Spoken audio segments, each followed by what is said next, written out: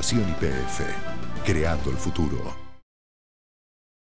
Stella Artois. La perfección tiene su precio.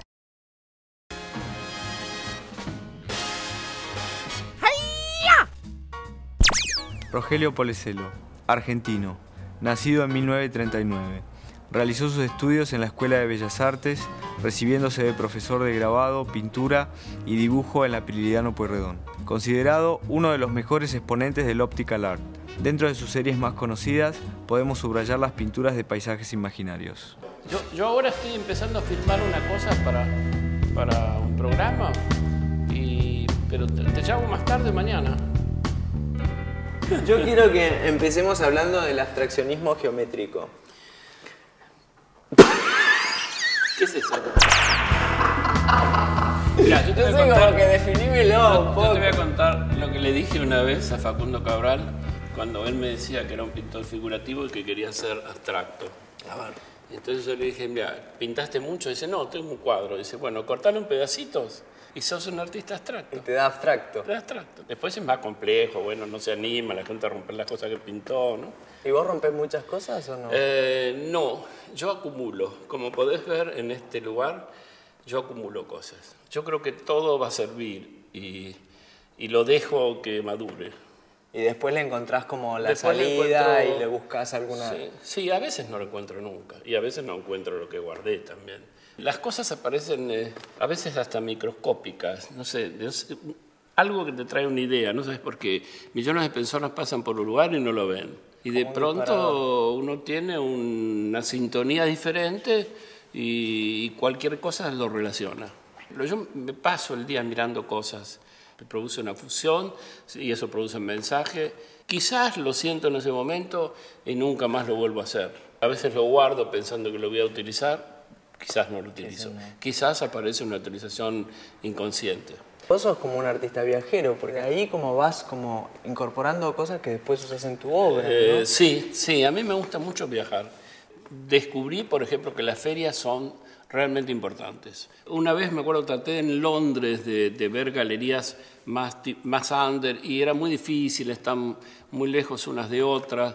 A veces llegaba hasta el lugar y estaba cerrado por una instalación. Pienso que lo bueno es que en un sitio como puede ser Basel, Miami o Basel, hay muchas cosas para ver. Yo siento que me he enriquecido muchísimo con todo eso. Claro, las tenés todas juntas en el mismo lugar. A mí me interesa mucho lo que hacen los artistas jóvenes, que creo que debo ser uno de los pocos que se interesa por lo que hacen los más jóvenes. Me interesa además ponerme en espectador. Me pongo en espectador y en coleccionista. Y esa es la actitud que tomo cuando voy a ver esas obras. Una pregunta, quiero que me cuentes un poquito desde el Ditela. El Ditela fue fascinante. Era la época que salíamos de la Escuela de Bellas Artes junto a Lepar, Moyano, Sobrino, García Rossi, Wells, Marta Minujín. Es decir, había un grupo muy, muy fuerte. El Ditela realmente fue un lugar fundamental para aquellos años, donde uno podía ver las colecciones, las exposiciones del exterior, las exposiciones que se hacían de artistas argentinos. Hoy podríamos decir que es el Malva el que ocupa el lugar que era el Ditela en su momento. ¿Y el premio BRAC, haber ganado el premio BRAC, cambió como tu vida? ¿Te fuiste a París? ¿Cómo era el premio BRAC? No fui a París. No fui a París. No me acuerdo si fui o no fui. Creo que no.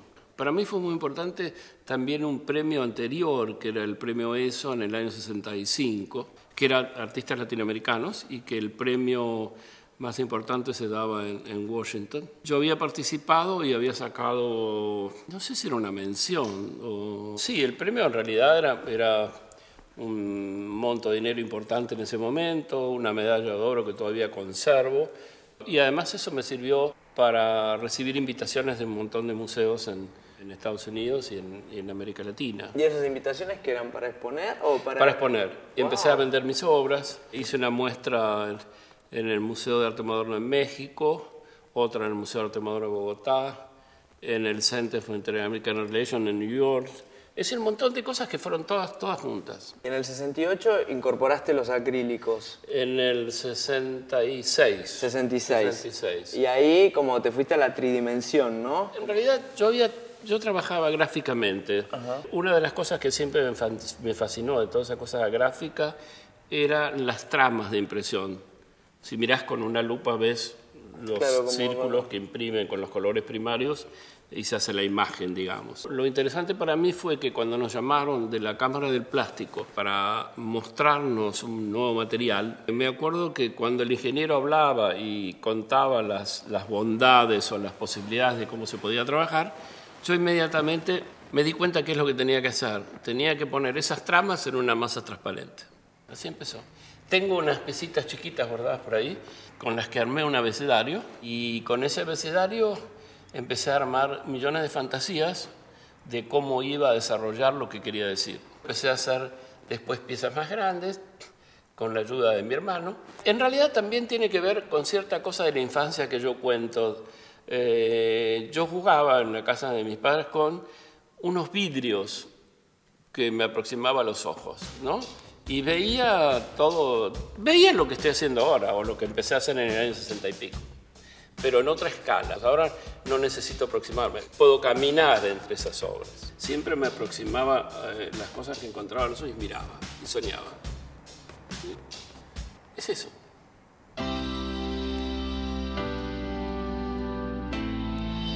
Chao.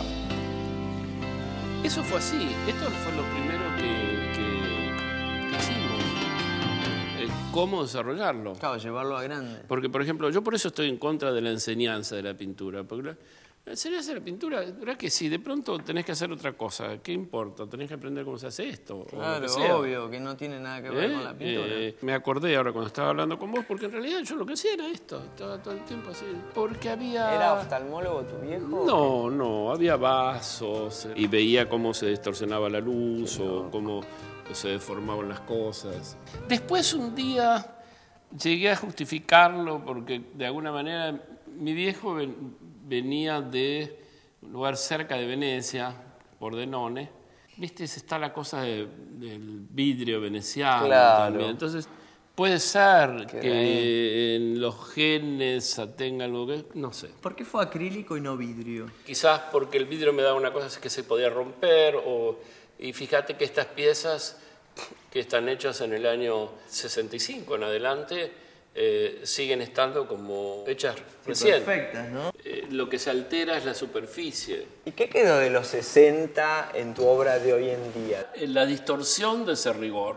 Empecé a producir una obra que no sabía porque lo visualicé más adelante.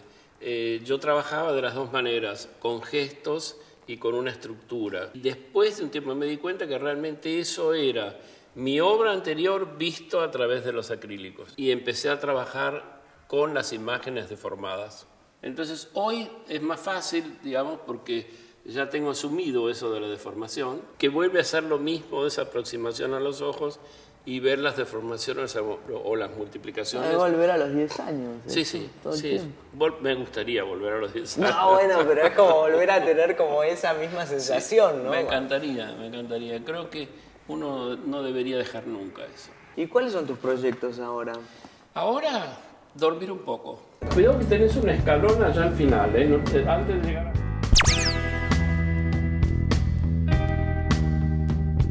He hecho varias cosas donde el soporte cambia. Digamos, hace poco pinté el capó de un Porsche. Me llamaron para pintarlo y me encantó la idea. Lo pinté muy profesionalmente como si lo pudiera, para poder usarlo. Con pintura de autos. Con pintura de autos, lo hice en un taller. Después trabajé en el mural para subterráneos, que se hizo en cerámica, que está en la estación José Hernández, que también es... ¿Cuál es José Hernández? Acá nomás, a 4 cuadras. Pinté cuerpos para un libro que acaba de salir hace muy poco, Cuerpos Pintados, que se editó en Santiago de Chile. Otro soporte diferente que había que trabajar sobre el cuerpo con maquillajes. ¿Usaban algo abajo o no? Creo que no. Te liquidé con esa.